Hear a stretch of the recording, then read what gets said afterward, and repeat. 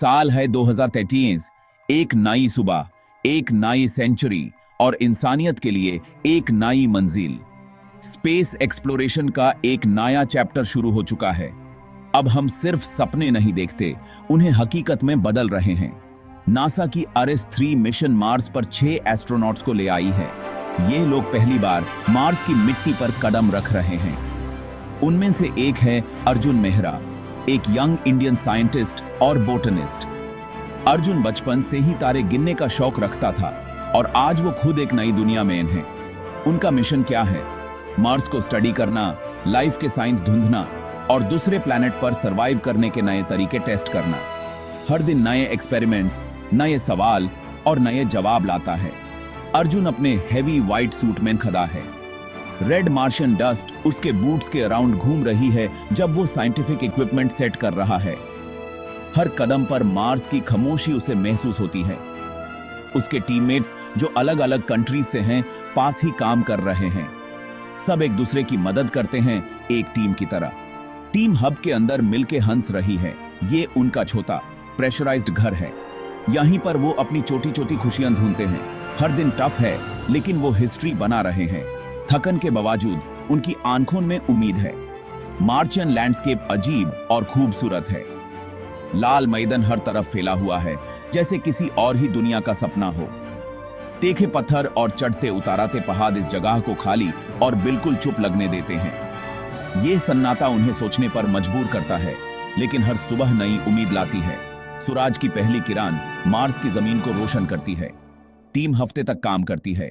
वो samples collect करते हैं, नए डेटा इकट्ठा करते हैं, सोलर पैनल्स ठीक करते हैं ताकि उनका बेस हमेशा पावर्ड रहे, और सीखते हैं कैसे सांस लेना, खाना और रहना है इतनी दूर अर्थ से। हर दिन एक नई चैलेंज है, लेकिन वो सीख रहे हैं। साथ मिलके वो इंसानियत के बेहतर फ्यूचर का सपना देखते हैं। मार्स पर उनकी जर्नी अभी शुरू हुई है और पॉसिबिलिटीज अनंत हैं।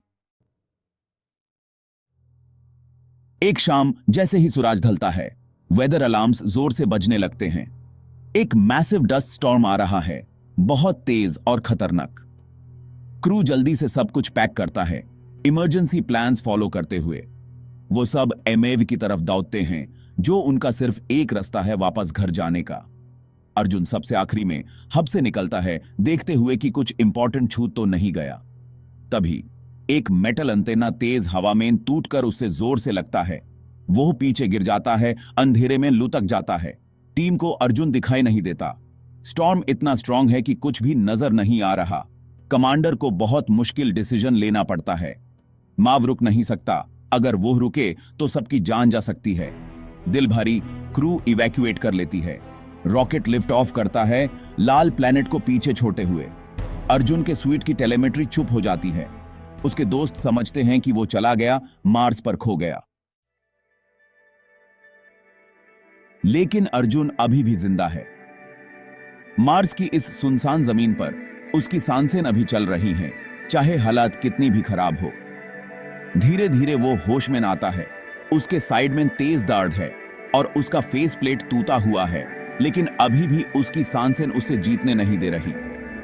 हेलमेट की दरारों से धूल अंदर आ रही है, पर अर्जुन हिम्मत नहीं हारता। धूल हवा में भरी हुई है, लाल रंग की आंधी सब कुछ धुंधला कर रही है। मार्स की ये खामोशी और तूफान दोनों एक साथ उस पर हमला कर रहे हैं। वो रेत पर घिसते हुए हर सांस के साथ अपनी ताकत जोड़ता है, हब तक पहुंचता है। हबीतात टूटा फूटा है, लेकिन अभी भी एक उम्मीद की तरह खड़ा है।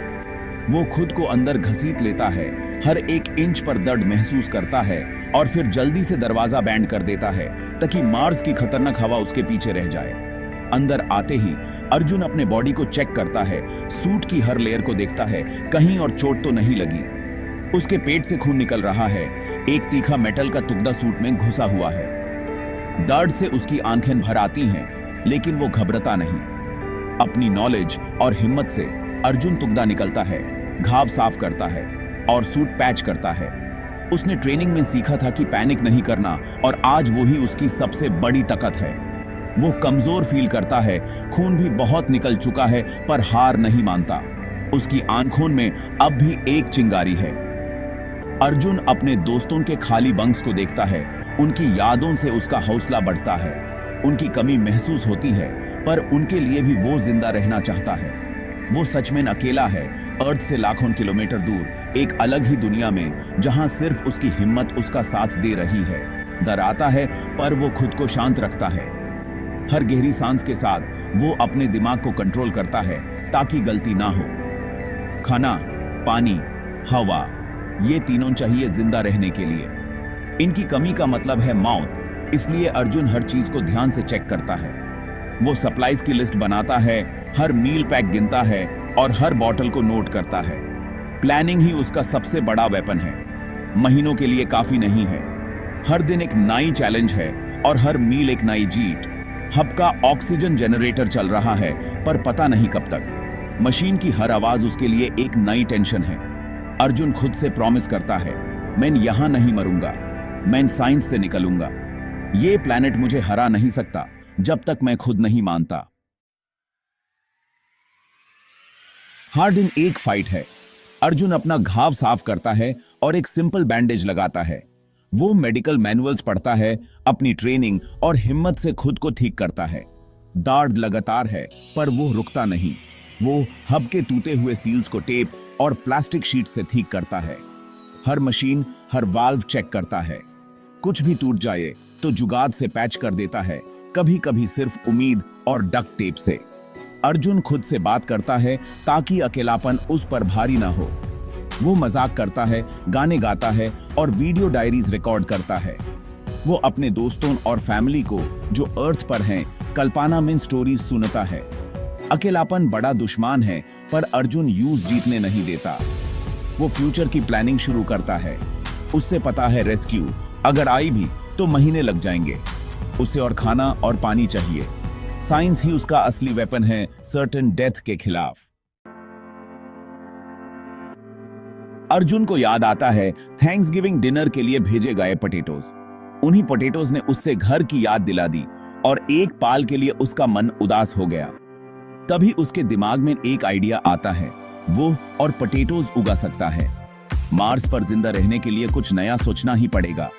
बचा हुआ मार्शियन मिट्टी, ह्यूमन वेस्ट को फर्टिलाइजर के लिए और थोड़ा प्रेशियस पानी यूज करके वो हब के अंदर एक छोटा फार्म बना लेता है।